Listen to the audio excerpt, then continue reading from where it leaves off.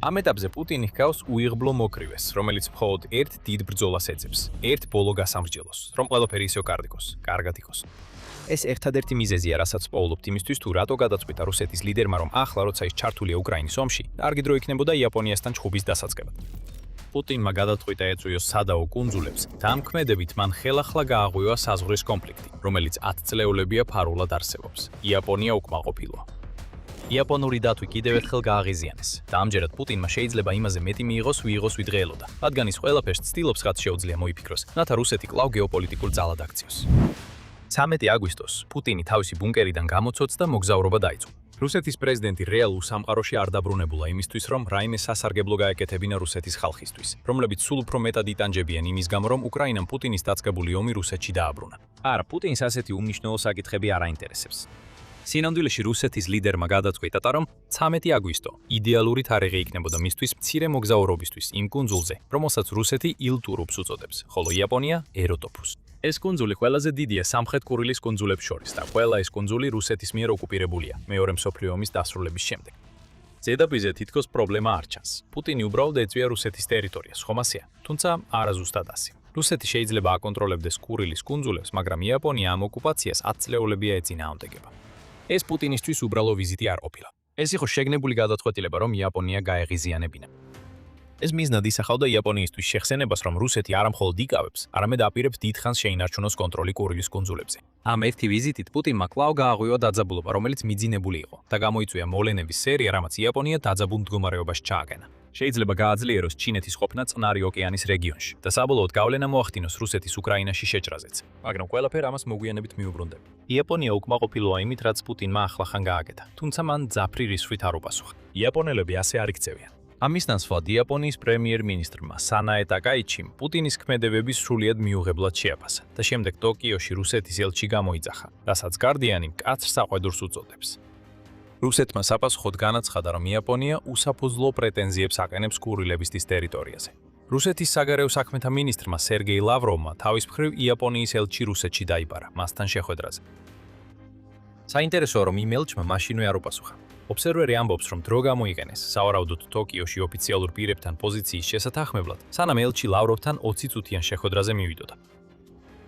ამ ყველაფრიდან ჩანს, რომ სამხრეთ კურილების საკითხი ბევრად უფრო რთულია, ვიდრე პუტინს უნდა რომ გამოჩნდეს. ინის გასაგებად თუ რატომ არის ასე, საჭიროა უფრო ღრმად ჩავიხედოთ, რა არის სინამდვილეში კურილები. კურილები კუნძულების ჯაჭვია, რომელიც დაახლოებით 1200 კილომეტრზეა გადაჭიმული. იწყება ჰოკაიდოს ჩრდილო-აღმოსავლეთიდან, რომელიც იაპონიაშია და მთავრდება რუსეთის კამჩატკის ნახევარკუნძულზე. სულ კურილებში 56 კუნძულია, რომელთაგანაც ყველაზე სამხრეთული ჰოკაიდოდან მხოლოდ 4 კილომეტრში მდებარეობს. ამიტომ იაპონიისთვის ეს კუნძულები არ წარმოადგენს სადღაც შორს, წყნარ ოკეანეში მდებარე კუნძულთა ჯგუფს.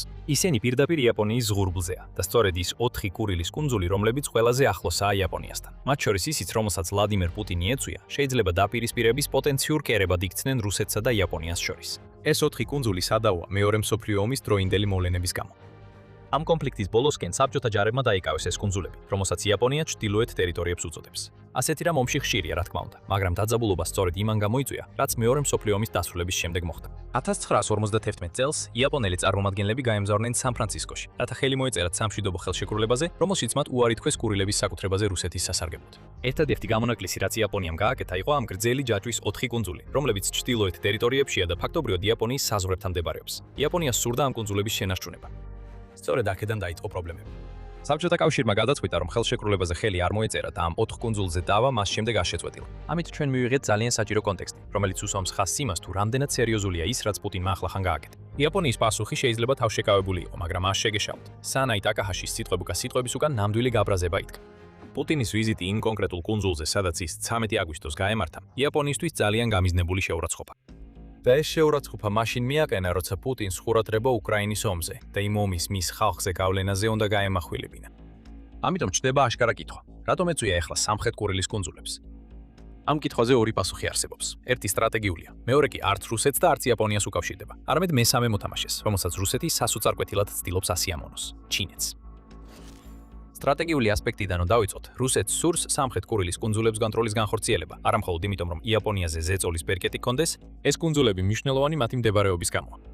ყურილის კუნძულები მთლიანობაში რუსეთის წყნარი ოკეანის ფლოტისთვის საკვანძოა. ისინი რუსული სამხედრო გემებისთვის განგზავრების პუნქტადაც გამოიყენება და ასევე ბუნებრივ ბარიერს წარმოადგენს წყნარ ოკეანესა და ოხოტის ზღვას შორის, რომელიც როგორც დამკვირვებელი ამბობს, წყლის მონაკვეთია, რომელსაც რუსეთი ასევე იყენებს წყნარ ოკეანეში თავისი მეორე დარტყმის ბირთვული შეკავების პოტენციალის განთავსებისთვის. ვლადიმერ პუტინისთვის სრული კონტროლი ყურილის კუნძულებზე, მათ შორის 4 სადაო კუნძულზე, აძლიერებს როგორც ამ შეკავების მექანიზმს, ასევე რუსეთის პოზიციებს წყნარ ოკეანეში. ის ფაქტი, რომ ამ კუნძულებიდან იაპონიასთან ყველაზე ახლოს მდებარე კუნძული ჰოკაიდოდან მხოლოდ 4 კილომეტრშია, ვლადიმერ პუტინისთვისაც კარგად ცნობილი. თუ რუსეთი იმ კუნძულს დაიკავებს, იაპონიისთვის მუდმივ საფრთხეს შექმნის. ვლადიმერ პუტინს სწორედ ასეთი საფრთხის ქონა სურს. იაპონია უკრაინას მხარს უჭერს. მას შემდეგ, რაც ვლადიმერ პუტინმა შეჭრა დაიწყო, ხოლო რუსეთი სიხარულით ინარჩუნებს კუნძულებს, ლეგიტიმურად თუ არა, რომლებიც იაპონიის დასაშინებლად შეუძლია გამოიყენოს.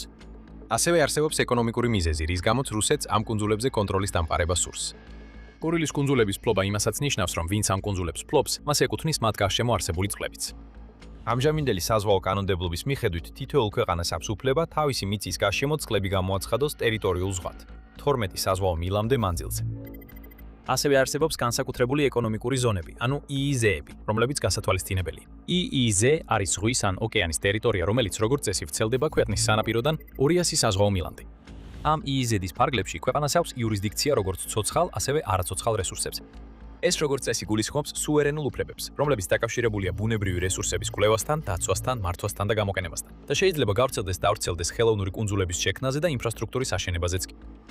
კუნძულების ჯაჭვის შემთხვევაში, როგორიცაა ყურილების, წყლებზე დიდი კონტროლი მოხდება, რაც რუსეთს აძლევს საშუალებას ისარგებლოს თევზჭერის უფლებებით და გამოიყენოს ნებისმიერი ბუნებრივი რესურსი, რომელიც ყურილების გარშემო წყლებში შეიძლება იყოს. თუმცა რუსეთი, როგორც ჩანს, ეკონომიკური ასპექტით ძალიან არ არის შეწუხებული.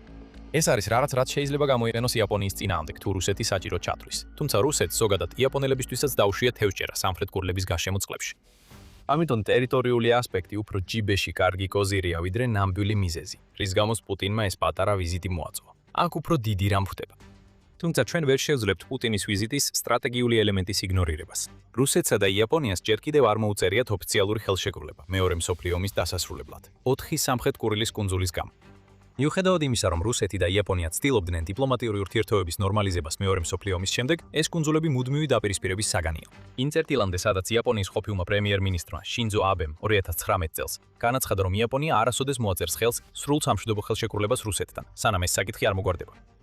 პუტინის ამ ვიზიტით მან ფაქტობრივად საკუთარი თავი წინახაზზე დააყენა საზღვრის დავაში, რომელიც 10 წლეულები არსებობს. ეს განზრახ პროვოკაცია. ეს არის რუსეთის სუვერენიტეტის დამკვიდრება იმ კუნძულებზე, სადაც ოფიციალურად ასეთი სუვერენიტეტი არ არსებობს, მაგრამ რომლებიც იმ ჯაჭვის ნაწილია, სადაც რუსეთმა სახმელეთო ძალები განათავსა. საჰაერო თავდაცვის სისტემები, ანტისაზღვაო რაკეტები და მთელი რიგი საზღვაო ობიექტები და სამხედრო ინფრასტრუქტურა. მოკლედ, პუტინის ვიზიტი იაპონიისთვის მუქარა იყო. თუმცა ეს მუქარა უფრო დამატებითი ბონუსი იყო, ვიდრე პუტინის მოგზაურობის მთავარი მიზანი. რუსეთის ლიდერი სინამდვილეში ბევრად უფრო დაინტერესებულია იმით, რასაც სამხრეთ ყურილების თავაზობენ. ჩინეთთან მჭიდრო ურთიერთობების დამყარების შესაძლებლობით. მაგრამ სანამ ვიზიტის ამ ასპექტზე გადავიდოდეთ, შეგახსენებთ, რომ თქვენ უყურებთ სამხედრო შოუს. ჩვენ ვქმნით ვიდეოებს, რათა ავხსნათ, როგორ მოქმედებს ძალაუფლება და გამოვიკვლიოთ გეოპოლიტიკური შედეგები. თუ ჩვენს არხზე ახალ ინფორმაციას იღებთ, არ დაგავიწყდეთ გამოწერა და შეტყობინებების ჩართვა, რომ არ გამოგეპაროთ ჩვენი შემდეგი ვიდეოები.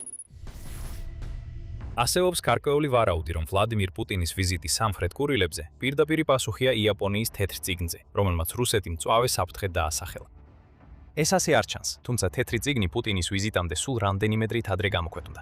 რუსეთი ამ რეგიონში საზღვაო წვრთნებს ატარებდა თეთრი წიგნის გამოქვეყნებამდე. ეს წვრთნები კვლავ გრძელდება, ხოლო ბოლო წვრთნები სამხრეთ ყურილებთან ახლოს დარტყმების ვარჯიშს მოიცავდა.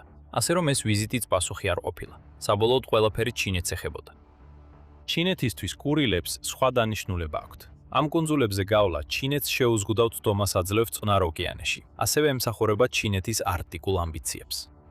წინა შემთხვევაში ერთ-ერთი მიზეზი, რის გამოც ჩინეთი ტაივანზე ასე ძლიერ ამახვილებს ყურადღებას, არის ის, რომ ამ ტერიტორიის კონტროლი ასევე უფრო დიდ ცდომას აძლევს წყნარ ოკეანეში. თუ ჩინეთი მოკავშირეა იმ ქვეყანასთან, რომელიც ფლობს ყურილებს, ან კიდევ უკეთესად, შეუძლია ეს ქვეყანა პეკინისადმი დამორჩილებული გახადოს, მაშინ ტაივანთან ომი აუცილებელი აღარ არის. ყურილები შეიძლება იმავე ტიპის წყნარი ოკეანის კარიბჭედ იქცეს, რომელსაც ჩინეთი ეძებს. აქ რუსეთიც ერთვება საქმეში. და ამ ყველაფრის გავლენა უკრაინის ომზე უფრო ნათელი ხდება. რუსეთმა პუტინის შეჭრის დაწყებიდან დღემდე ყოველდღე დათმობები გააკეთა ჩინეთის მიმართ. პუტინს ასე უნდა ეკნა. როდესაც კოლექტიურმა დასავლეთმა რუსეთს სანქციების დაწესება დაიწყო, განსაკუთრებით რუსული ნავთობის გაყიდვებზე, ჩინეთი მისთვის გადამრჩენელი გახდა. ის ერთადერთი ქვეყანა არ არის, რომელიც მზადაა რუსეთის ნავთობი ირინდოს, მაგრამ უდაოდ ყველაზე გავლენიანი და ფინანსურად ძლიერი ქვეყანაა. 4 წელიწადი და ნახევარია, რაც ჩინეთი რუსეთის მთავარი ნავთობის გადამცემელია, რაც პუტინს საშუალებას აძლევს ნავთობის გაყიდვებით ფული კრემლის საბრძოლო ბიუჯეტში შეუჩერებლად შეიტანოს. ეს არათანაბარი ურთიერთობა დღემდე გრძელდება. ჩინეთი კვლავ ყიდულობს იმ ნავთობის დაახლოებით ნახევარს, რასაც რუსეთი ყიდის, როგორც ეს ივნისშიც იყო. ჩინეთი ასევე რუსეთის მთავარი ქვანახშირის მყიდველია, ნავთობპროდუქტების მეორე უმსხვილესი მყიდველი და ასევე ერთ-ერთი ყველაზე დიდი მყიდველი როგორც მილსადენის გაზის, ასევე თხევადი ბუნებრივი გაზის. აგვისტოში ჩინეთის მიერ რუსეთის ზღვით გადაზიდული ნედლი ნავთობის შეძენა სავარაუდოდ დღეში დაახლოებით 1,25 მილიონ ბარელს შეადგენს, იტყობინება როიტერსი. რუსეთს ჩინეთისგან კიდევ მეტი სურს. არა, უпростоრად, რუსეთს ჩინეთისგან კიდევ მეტი სჭირდება. მაგალითად, რუსეთი ბოლო რამდენიმე წელია ცდილობს დაარწმუნოს ჩინეთი, რომ ერთობლივ გაზსადენის პროექტზე იმუშაონ. ეს გაზსადენი სახელად სიბირის ძალა 2 რუსეთს საშუალებას მისცემს ჩინეთში კიდევ უფრო მეტი გაზი გაყიდოს, მაგრამ ჩინეთი ამაზე არ თახდება. პროექტი თითქმის არ დაძრულა ადგილიდან, რადგან ჩინეთი იცის, რომ მოლაპარაკებებს ძალის პოზიციიდან აწარმოებს და სურს, რომ რუსეთმა რაც შეიძლება მეტი დათმობა გააკეთოს, სანამ პუტინს აიძულებს მიიღოს ისინი და სანამ თავად განიხილავს პროექტზე მუშაობას. ყველაფერი ჩინეთის ინტერესებზეა დამოკიდებული, ხოლო რუსეთს, რომელიც ჯერ კიდევ უკრაინის ომის ჭაობშია ჩარჩენილი, სხვა გზა არ აქვს. თუ სურს თავისი რესურსები ჩინეთს მიყიდოს, მაშინ უნდა დათანხმდეს იმ დათმობებს, რასაც ჩინეთი ითხოვს. დათმობები, რომლებიც შეიძლება კურილის კუნძულებსაც შეეხოს. ჩინეთი სარგებლობს რუსეთის უკრაინაში შეჭრით და საინტერესო ნაბიჯებს დგამს. მაგალითად, 2023 წელს გამოყენებულ ჩინურ რუკებზე საინტერესო დასახელებები იყო გამოყენებული, რადგან მათ შორეული აღმოსავლეთის რამდენიმე რუსეთის რეგიონისთვის ჩინური სახელები გამოიყენეს, მათ შორის ხაბაროვსკი და ვლადივოსტოკი. ეს შემთხვევითი არ ყოფილა. ეს იყო ჩინეთის მზარდი გავლენის ნიშანი რუსეთის ტერიტორიაზე, რაც შესაძლებელი გახდა უკრაინაში ომისა და პუტინის შედეგად წარმოშობილი სასოწარკვეთის გამო, რომ ჩინეთის ნავთობის ფული არ შეწყდეს. შეიძლება ახლა კურილის კუნძულებზე მსგავს რამე შეხედავთ. ერთი შეხედვით, პუტინის კუნძულზე ვიზიტი თითქოს იაპონიაზე ძალის დემონსტრირებას ემსახურება. მაგრამ ამ ფასადის მიღმა იმალება ნამდვილი მიზეზი, რატომაც პუტინი სამხრეთ კურილებისკენ გაემართა. მას ჩინეთისთვის უნდა დაემტკიცებინა, რომ კვლავ ერთგული ლაქია, რომელიც პეკინის ინტერესებისთვის იმუშავებს. ამჟამად იაპონიის მნიშვნელობის შემცირება და ახალი წყნარი ოკეანისა და არქტიკის სავაჭრო მარშრუტების გახსნა ძალიან შეესაბამება ჩინეთის ინტერესებს. ან რომ უფრო მარტივად ვთქვათ, თუ იაპონია ფლობს ამ 4 სადაო კუნძულს, ჩინეთი იცის, რომ მათ კონტროლზე აღების შანსი არ ექნება. მაგრამ სანამ რუსეთი ინარჩუნებს თავის სავარაუდო კონტროლს, ჩინეთი იცის, რომ მის ხელთ არსებული ყველა ბერკეტი ერთ დღეს შეიძლება გამოიყენოს, რათა ეს კუნძულები რუსეთისგან გამოაცალოს. ამ ყველაფერში ჩინეთისთვის სტრატეგიული ელემენტიც არსებობს. ამჟამად კურილის კუნძულები შესაძლოა ჩინეთის წყნარი ოკეანის სავაჭრო სტრატეგიისა და ტაივანთან დაკავშირებით მისი ნებისმიერი საომალო გეგმის ერთ-ერთ ყველაზე სუსტ წერტილად ითვლება. ამ კუნძულების რუსეთის კონტროლის ქვეშ ყოფნა ამ ეტაპზე პეკინისთვის ხელსაყრელია. მოკავშირე, რომელიც კურილის კუნძულებს აკონტროლებს, ფაქტობრივად ჩინეთისთვის წყნარი ოკეანის გამშვებ სარქველად მოქმედებს და ხელს უშლის საზღვაო ბლოკადებს, რომლებიც სხვაგან შეიძლება დაწესდეს, სრული ეფექტის მოხდენაში. კიდევ ერთხელ უბრუნდებით პუტინს, როგორც ჩინეთის მორჩილ მსახურს. მისი ვიზიტი ეტოროფუზე იყო პროვოკაციის გარეშე განხორციელებული დაშინების მცდელობა, მაგრამ შეიძლება ეს ვიზიტი პუტინს ჩინეთის გავლენის გარეშე არ გაეკეთებინა. მას ბოლოს უკრაინასთან ომი აქვს მოსაგვარებელი, მაგრამ პუტინს მაინც მოუწია ეს ვიზიტი, რათა ჩინეთისთვის ეჩვენებინა, რომ კურილები ჯერ კიდევ რუსეთის კონტროლის ქვეშაა. და სანამ ასეა, რუსეთი ჩინეთისთვის კვლავ სასარგებლოა, რაც ნიშნავს, რომ ჩინეთი გააგრძელებს რუსული ნავთობის შეძენას. როგორ დაეცნენ ძლიერნი? გაინტერესებს, რას გრძნობს პუტინი, როცა იცის, რომ რუსეთი საერთაშორისო არენაზე ჩინეთის ჭრილში დგას. დაბოლოს დაუბრუნდეთ იმ საკითხს, რომელსაც უკვე რამდენჯერმე შევეხეთ. ან რუსეთი კვლავ ჩართულია უკრაინის ომში. პუტინის მიერ სამხრეთ კურილების მონახულება ახლა შეცდომაა, რაც შეიძლება გრძელვადიან პერსპექტივაში რუსეთს ავნოს და ეს ყველაფერი რუსეთის ჩინელი პატრონების დასამშვიდებლად ხდება. რატომ არის ეს შეცდომა? იაპონია შორს არის იმ პატარა ერისგან, რომელსაც რუსეთი იოლად შეავიწროებს. ეს არის ძლიერი ქვეყანა, რომელიც პაციფისტური ძილისგან იღვიძებს და პუტინის ბოლო მცდელობა დაშინების შეიძლება იაპონიას უბიძგოს, კიდევ უფრო გააძლიეროს უკრაინის მხარდაჭერა. თუნდაც ჩინეთის ფაქტორი არ გავითვალისწინოთ, პუტინის გამგზავრება სადაო ტერიტორიაზე, რუსეთის პრეტენზიის ხაზგასმით, მიანიშნებს ლიდერზე, რომელსაც მხოლოდ უკრაინა არ აინტერესებს. პუტინს მეტი უნდა, რაზეც უკრაინის პრეზიდენტმა ვოლოდიმირ ზელენსკიმ არაერთხელ გაამახვილა ყურადღება წლების განმავლობაში. უკვე 2024 წელს ზელენსკი მსოფლიოს აფრთხილებდა, რომ პუტინი უკრაინაზე არ გაჩერდება და ბალტიისპირეთის ქვეყნებს შესაძლო შემდეგ სამიზნეებად ასახელებდა. გადავიდეთ 2026 წელს და ზელენსკი აქტიურად ამტკიცებდა, რომ პუტინმა მესამე მსოფლიო ომი დაიწყო. მე მჯერა, რომ პუტინმა უკვე დაიწყო ეს. კითხვა ისაა, რამდენ ტერიტორიას შეძლებს დაიკავოს და როგორ შევაჩეროთ იქ. რუსეთს სურს მსოფლიოს თავს მოახვიოს, სხვა ცხოვრების წესი და შეცვალოს ის ცხოვრება, რომელიც ხალხმა თავად აერჩია, უთხრა ზელენსკიმ იმ დროს BBC-ს. იაპონია ყურადღებით უსმენდა ამ სიტყვებს. პუტინის ვიზიტი სამხრეთ კურილებზე ადასტურებს, რომ ზელენსკი მართალი იყო. რუსეთს აქვს ინტერესები, რომლებსაც უკრაინის ფარგლებს გარეთაც მისდევს. და ახლა იაპონია ერთ-ერთი მთავარი ყურადღების ცენტრშია. იაპონიისთვის ეს ვიზიტი შეიძლება გახდეს ის წერტილი, რომელიც უბიძგებს მას უკრაინისთვის კიდევ უფრო მეტი დახმარება გასწიოს და შესაძლოა გადადგას ისეთი ნაბიჯი, რომელიც ჯერ არ გადაუდგამს.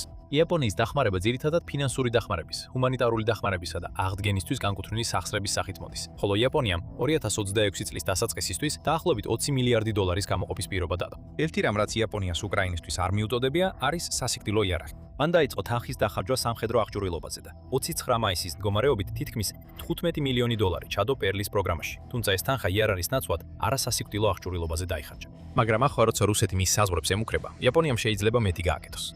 შეიძლება ვიხილოთ, რომ იაპონია უკრაინისთვის სასიკვდილო იარაღის მიწოდების გზას დაადგეს. ასევობს ნიშნები, რომ ეს შეიძლება მოხდეს. ასევე მაისში სააგენტო Reuters-მა გაავრცელა ინფორმაცია, რომ იაპონიის გადაწყვეტილება შეამსუბუქოს გარკვეული ექსპორტის წესები იმასთან დაკავშირებით, თუ რას შეუძლია ქვეყანას გაყიდოს, უკრაინის მიერ აღიქმება როგორც პოტენციური გზა იაპონური იარაღის მისაღებად. ასევე არსებობს ხარვეზები, რომელთა გამოყენებაც შეიძლება. მაგალითად, სამხრეთ კორეას აქვს მსგავსი წესები, როგორც იაპონიას, როდესაც საქმე ეხება სასიკვდილო იარაღის გაგზავნას უკრაინაში. თუმცა არ არსებობს კანონები, რომლებიც კრძალავს ამ იარაღის გატიდვას სხვა ქვეყნებზე, რომლებიც შესაძლოა შემდეგ უბრალოდ გადასცენ ან გაყიდონ ეს იარაღი უკრაინას. თუნდაც იაპონია არ იყოს მზად ამ ხვრელის გამოსაყენებლად, ის მაინც შეძლებს უკრაინის დახმარებას თავდაცვითად, მაგალითად პატრიოტის ჩამჭრელი რაკეტების მიწოდებით. იაპონიას ამ რაკეტების დიდი მარაგი აქვს და შეიძლება ითქვას, რომ უკრაინის დახმარება საჰაერო თავდაცვაში არ ნიშნავს სასიკვდილო იარაღის გაგზავნას ამ ქვეყანაში. ჩვენი მთავარი აზრი ისაა, რომ იაპონიას შეუძლია ბევრად მეტი გააკეთოს უკრაინისთვის, ვიდრე ახლა აკეთებს. თუ პუტინი გააგრძელებს იაპონიის გაღიზიანებას, შეიძლება ისეთი სიტუაცია შეიქმნას, რომ იაპონია უფრო მეტის კეთებას დაიწყებს. შეიძლება დაიწყოს იარაღის გაგზავნა და უფრო პირდაპირ მხარდაჭერის გაწევა, ვიდრე აქამდე იყო. რადგან იცის, რომ რუსეთის დასუსტება უკრაინაში ნიშნავს რუსეთის მცდელობების დბის დასუსტებას იაპონიის დაშინებაში კურილების მეშვეობით. მისი არჩევანით თუ ჩინეთის, პუტინმა სერიოზული შეცდომა დაუშვა კურილებზე ვიზიტით. იაპონიის პასუხი საჯაროდ არშეკავებული იყო. მაგრამ კულისებში ამ ერთმა ვიზიტმა შეიძლება მთლიანად შეცვალოს ომის ხასიათი. უცნაურად პუტინი განაგრძობს შეცდომების დაშვებას, რომლებიც სხვებს ომში ითრევს, რომელიც თითქოს უკრაინაზე უნდა იყოს კონცენტრირებული. იაპონია ერთადერთი ქვეყანა არ არის, რომელიც დაზარალდა. პოლონეთი ახლა საუბრობს ისეთ რადიკალურ ნაბიჯზე, რომელიც პუტინისთვის ნამდვილი დარტყმა იქნება. გაიგეთ რა არის ეს ჩვენი ვიდეოს ყურებით, მაგრამ სანამ წახვალთ, გახსოვდეთ, რომ ეს არხი შექმნილია რეალური ადამიანების მიერ, რომლებიც ზუსტი ინფორმაციის მიწოდებაზე ზრუნავენ. გამოიწერეთ არხი, ჩაერთეთ ქვემოთ განხილვაში და დაფიქრდით წევრობაზე, რათა მხარი დაუჭიროთ ადამიანების მიერ შექმნილ სამხედრო რეპორტაჟებს და მიიღოთ ექსკლუზიური მასალა. და მადლობა როგორც ყოველთვის, რომ გვიყურებთ.